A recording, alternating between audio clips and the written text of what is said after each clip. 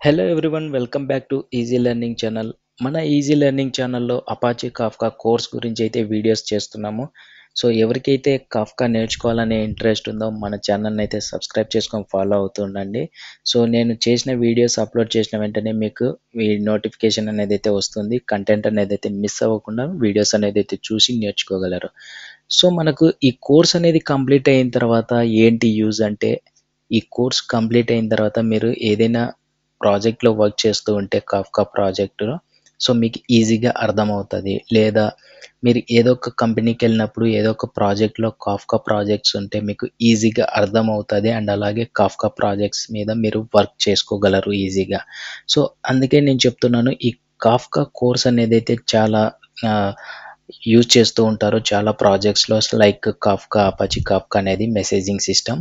So ఏ విధంగా use చేస్తూ ఉంటారు? ఎందుకు యూజ్ చేస్తూ ఉంటారు? ఎలా వర్క్ అవుతది అంటే క్లియర్‌గా మీకు ఎక్స్‌ప్లెయిన్ చేస్తాను. వీడియో అనేదైతే ఎక్కడ స్కిప్ చేయకుండా చూసి అర్థం చేసుకోండి. సో మనకు ఈరోజు అజెండా వచ్చేసి మనకు what is Kafka? And Kafka ఎవరు డెవలప్ చేశారు? అండ్ ఎందుకు కాఫ్కా యూజ్ చేస్తున్నాము? అండ్ అలాగే ఏ విధంగా వర్క్ అవుతది? హై లెవెల్ ఓవర్‌వ్యూ అనేదైతే ఎక్స్‌ప్లెయిన్ చేస్తాను.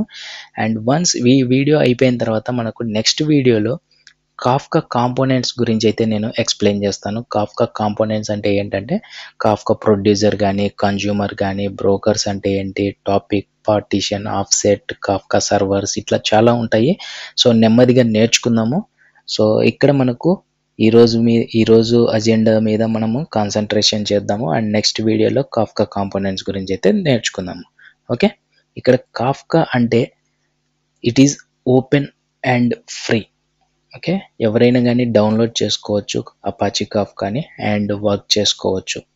So Apache Kafka is an open source and distributed event streaming platform to provide low latency and high థ్రోపుట్.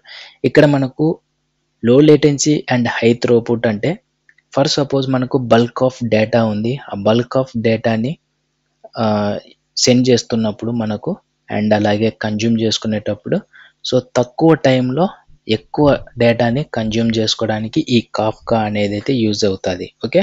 Kafka is nothing but messaging system. Like ఒక message ఇప్పుడు bulk of మెసేజెస్‌ని send చేస్తున్నాము సర్వర్‌కి. ఆ server నుండి మనకు ఆ bulk of మెసేజెస్‌ని consume చేసుకోవాలంటే తక్కువ టైంలో ఎక్కువ డేటాని కన్జ్యూమ్ చేసుకోవడానికి ఈ కాఫ్కా అనేదైతే యూజ్ అవుతది. సో మనకు ఓన్లీ కాఫ్కానే ఉన్నాయా మెసేజింగ్ సిస్టమ్‌లో, ఇంకేమి లేవా అంటే ఉన్నాయి. కాఫ్కా కాకుండా మనకు మెసేజింగ్ సిస్టమ్‌లో రాబిట్‌ఎంక్యూ, రెడ్డిస్ ఇట్లా మనకు మెసేజింగ్ సిస్టమ్స్ ఉన్నాయి. Based on company and based on projects వాళ్ళు యూజ్ చేసే ప్లాట్‌ఫార్మ్‌ని బట్టి ఈ ఏ మెసేజింగ్ సిస్టమ్ యూజ్ చేస్తున్నారనేదైతే డిపెండ్ అయ్యి ఉంటది. సో మనము కాఫ్కా నేర్చుకున్నట్లయితే మనకు ఆల్మోస్ట్ మైక్రో సర్వీసెస్‌లో ఈ కాఫ్కా అనేదైతే యూజ్ చేస్తూ ఉంటాము. లైక్ ఏ ప్రాజెక్ట్‌కెళ్ళినా మనకు బ్యాక్ ఎండ్ సైడ్ లైక్ ఇట్లా మెసేజింగ్ సిస్టమ్‌ది ఉంటుంది కాబట్టి సో మనకు కాఫ్కా అనేదైతే ఎక్కువ యూజ్ చేస్తూ ఉంటారు. సో యూజ్‌ఫుల్ అవుతాదనేసి నేను ఈ కోర్స్ అనేదైతే చేస్తున్నాను.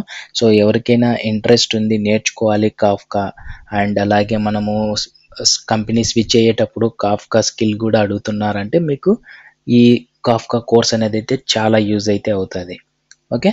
సో మనకు ఇక్కడ చూసుకున్నట్లయితే Kafka it is a open source and free అని చెప్పుకున్నాము. అండ్ అలాగే distributed event streaming platform. Distributed అంటే ఏంటి? ఈవెంట్ స్ట్రీమింగ్ అంటే ఏంటనేదైతే తెలుసుకుందాము. ఓకే. ఈవెంట్ స్ట్రీమింగ్ అంటే continuously sending the messages or event to the Kafka servers. ఇప్పుడు మనకు కాఫ్కా సర్వర్ క్రియేట్ చేసుకుంటాం. ఆ కాఫ్కా సర్వర్‌లో కంటిన్యూయస్‌గా మెసేజెస్ గానీ, ఈవెంట్స్ గానీ ఆ కాఫ్కా సర్వర్‌కి సెండ్ చేస్తున్నాము. అంటే ప్రొడ్యూసర్ మెసేజెస్‌ని సెండ్ చేస్తున్నారు. ఆ సర్వర్ నుండి కన్జ్యూమర్స్ రీడ్ చేసుకొని ప్రాసెస్ చేసుకుంటున్నారు. ఏ విధంగా కావాలి డేటా అనేది.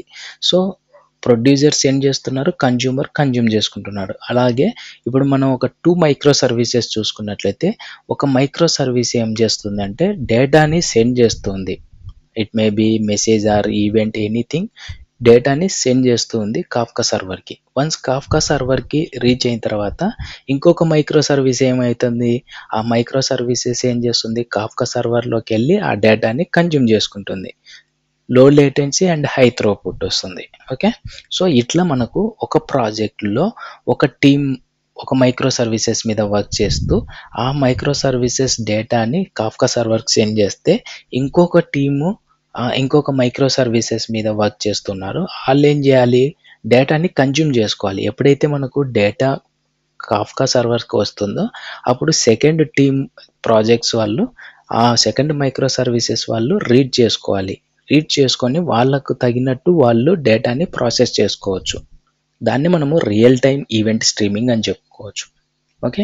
డిస్ట్రిబ్యూటెడ్‌కి వచ్చేసరికి మనకు ఇప్పుడు మనము మైక్రో సర్వీసెస్ ప్రాజెక్ట్‌లో చూసుకున్నట్లయితే ఎప్పుడైతే మనకు ట్రాఫిక్ ఎక్కువ వచ్చిందో అప్పుడు మనం స్కేల్ అప్ చేసుకుంటూ ఉంటాం ఆటో స్కేలింగ్. ఓకే. అంటే ఇన్‌స్టాన్సెస్‌ని గాని ఇట్లా సర్వర్స్‌ని గాని ఇంక్రీజ్ చేసుకుంటూ ఉంటాం. ఎందుకంటే డౌన్ టైమ్ అనేది రాకుండా అప్లికేషన్స్ అవాయిడ్ చేసుకోవడానికి మనకు ఈ సర్వర్స్ అనేదైతే ఇంక్రీజ్ చేసుకుంటూ ఉంటాము ఇన్‌స్టాన్సెస్ గాని. సో, అదే విధంగా డిస్ట్రిబ్యూటెడ్ కూడా వచ్చేసి మనకు కాఫ్కా సర్వర్స్‌ని ఇంక్రీజ్ చేసుకోవచ్చు. మల్టిపుల్ రీజియన్స్‌లో క్రియేట్ చేసుకోవచ్చు. ఓకే. దాన్నే మనము డిస్ట్రిబ్యూటెడ్ అంటాం. సో, ఇక్కడ సింపుల్‌గా Kafka is a open source and free distributed event streaming platform to provide low latency and high throughput. Okay. Next ఇక్కడ చూసుకున్నట్లయితే మనకు ప్రీవియస్ చెప్పాను. మెసేజింగ్ సిస్టమ్ అంటే it can be a Kafka ఒకటే కాదు. ఇట్ మే బి చాలా ఉన్నాయని చెప్పాను. సో, మనకిక్కడ messaging system it can be a Kafka, it can be a RabbitMQ, it can be a Redis ఏదైనా తీసుకోవచ్చు. Based on the companies and based on the projects వాళ్ళ ఇష్టం. ఓకే. మనం ఇక్కడ కాఫ్కా నేర్చుకుంటున్నాము. సో, కాఫ్కా వచ్చిందంటే మనకు అన్నీ సిమిలర్‌గానే ఉంటాయి కొద్దిగా. సో, ఈజీగా అర్థమవుతుంది. సో, ఇక్కడ మనము ఒక ఎగ్జాంపుల్ తీసుకుందాము. మనకు ఒక హౌస్ అనేదైతే ఉంది. సో, హౌస్‌లో ఒక పర్సన్ అనే అతను ఏదో పని మీద ఏదో ఊరెళ్ళాడు.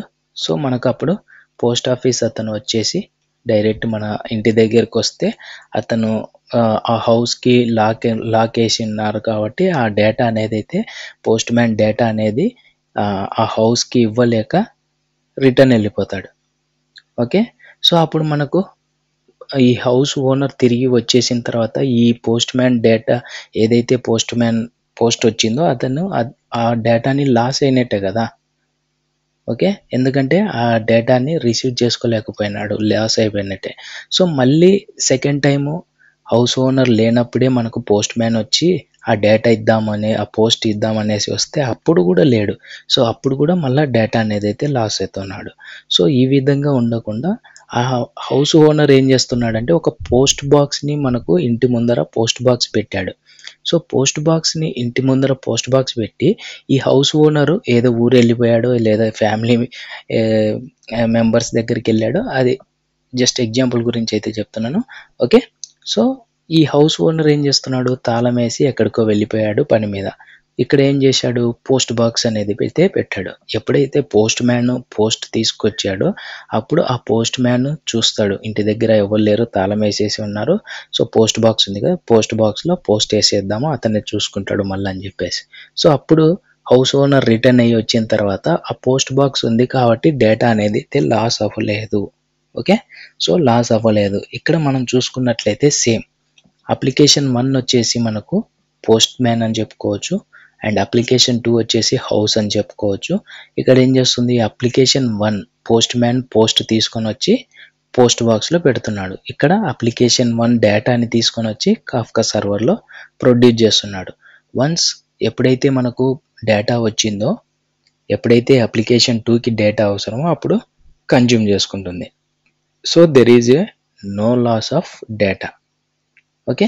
సో, మెసేజింగ్ సిస్టమ్ అనేది మనకు 2 అప్లికేషన్స్ మిడిల్‌లో ఉంది. సో, అప్లికేషన్ 1 అనేది డేటా సెండ్ చేస్తుంది. అండ్ అప్లికేషన్ 2 అనేది కన్జ్యూమ్ చేసుకుంటుంది. ఓకే. సో, ఇదొక ఎగ్జాంపుల్. ఏ విధంగా వర్క్ అవుతది మనకు మెసేజింగ్ సిస్టమ్ అనేదైతే ఒక సింపుల్ ఎగ్జాంపుల్ అనేదైతే చెప్పాను. ఇక్కడ where does Kafka come from? మనకు ఎక్కడి నుండి కాఫ్కా అనేదైతే వచ్చిందంటే it developed at LinkedIn. Okay, Kafka was originally developed at LinkedIn and was subsequently open sourced in early 2011. Okay. So, మనకు లింక్డ్ఇన్ నుండి మనకు కాఫ్కా అనేది డెవలప్ అయింది. లింక్డ్ఇన్ వాళ్ళు డెవలప్ చేశారు. So, why do we need Kafka? అసలు ఎందుకు Kafka అనేది యూజ్ చేస్తాము? Kafka is used to process and share large data streams in real time. Real టైమ్‌లో మనకు లార్జ్ డేటాని ఆహ్, సెండ్ చేయడానికి కానీ కన్జ్యూమ్ చేయడానికి కానీ ఈ కాఫ్కా అనేది అయితే బాగా యూజ్ అవుతుంది. Low latency and high throughput, making it easy of systems to communicate without direct connections. అంటే మనకు సిస్టమ్స్ డైరెక్ట్ కనెక్షన్ లేకుండా మనకు మిడిల్లో కాఫ్కా సర్వర్ని క్రియేట్ చేసుకొని అందులో డేటాని సెండ్ చేస్తే ఎప్పుడైతే మనకు డేటా అవసరమో అప్పుడు కన్జ్యూమ్ చేసుకుంటుంది. And it ensures fast, reliable and scalable data handling. So మనం ముందే చెప్పుకున్నాము, it is very fast and reliable and scalable అనేది. Distributed means scalable. సో ఎప్పుడైతే మనకు కాఫ్కా సర్వర్స్ డౌన్ అవుతాయో ఇంకొక సర్వర్ అనేది అయితే ఉంటుంది కాబట్టి ఈజీగా యూజ్ అవుతుంది. ఓకే, ఇన్ సింప్లర్ టర్మ్స్లో చెప్పుకున్నట్లయితే Kafka handles lot of data quickly. It helps systems share data without needing to connect directly. ఇక్కడ మనకు చూసుకున్నట్లయితే అసలు ఇష్యూ ఏంటి వితౌట్ కాఫ్కా, విత్ కాఫ్కా తెలుసుకుందాము. అసలు కాఫ్కా లేనప్పుడు మనకు ఇక్కడ చూసుకున్నట్లయితే multiple skills, front end, Hadoop, database లేవ్ అండ్ చాట్ సర్వర్. ఇక్కడ చూసుకున్నట్లయితే ఒక్కొక్క డేటా సర్వర్ కానీ, సెక్యూరిటీ సిస్టమ్స్ కానీ, రియల్ టైమ్ మానిటరింగ్ కానీ, అదర్ సర్వీసెస్, డేటా వేర్ హౌస్కి ఇప్పుడు ఫ్రంట్ ఎండ్ నుంచి మనకు 5 స్కిల్స్కి లైక్ 5 సిస్టమ్స్కి కనెక్ట్ అవుతుంది. అంటే 5 కనెక్షన్స్ ఉన్నాయి. అండ్ అలాగే హడూప్కి కూడా 5 కనెక్షన్స్ ఉన్నాయి. డేటాబేస్ లేవ్కి 5 కనెక్షన్స్ ఉన్నాయి. సో ఇట్లా ఒక్కొక్క స్కిల్కి 5 సిస్టమ్స్కి కనెక్ట్ అయి ఉన్నాయి. సో అంటే ఎన్ని కనెక్షన్స్ ఉన్నాయి మనకి ఇక్కడ? 20 కనెక్షన్స్ ఉన్నాయి. ఓకే, అండ్ అలాగే ఇప్పుడు మనకు ఫ్రంట్ ఎండ్ నుండి డేటా ఫార్మాట్ ఏదైనా మిస్ అయినా కానీ మనకు సర్వర్ అప్లికేషన్ అనేది అయితే డౌన్ అవుతూ ఉంటుంది. అండ్ అలాగే మల్టిపుల్ కనెక్షన్స్ ఉన్నాయి, నెంబర్ ఆఫ్ కనెక్షన్స్ ఉన్నాయి, కనెక్షన్ టైప్ ఉంటాయి. సో ఇట్లా మనకు చాలా కమ్జీగా ఉంది. సో ఇట్లా మనకు చాలా కనెక్షన్స్ అనేది అయితే ఉన్నాయి. సో ఈ ఇష్యూని అవాయిడ్ చేయడానికి మనకు కాఫ్కా అనేది అయితే వచ్చింది, మెసేజింగ్ సిస్టమ్.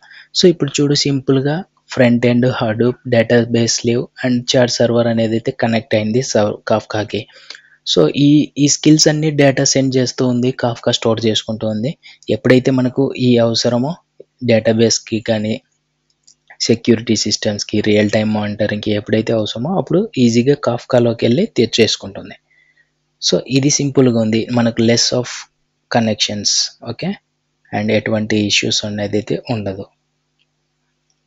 అండ్ నెక్స్ట్ మనకు ఏ విధంగా వర్క్ అవుతుంది, హై లెవెల్ ఓవర్ వ్యూ చూసుకున్నట్లయితే పబ్ సబ్ మోడల్ అనేది అయితే ఫాలో అవుతూ ఉంటుంది. Number of producers generate messages that are published to message brokers. Message brokers is nothing but Kafka servers అని చెప్పుకోవచ్చు. Okay, these messages are grouped and categorised as topics. Okay, topic అంటే ఏంటి అనేది అయితే నేను నెక్స్ట్ వీడియోలో క్లియర్గా చెప్తాను.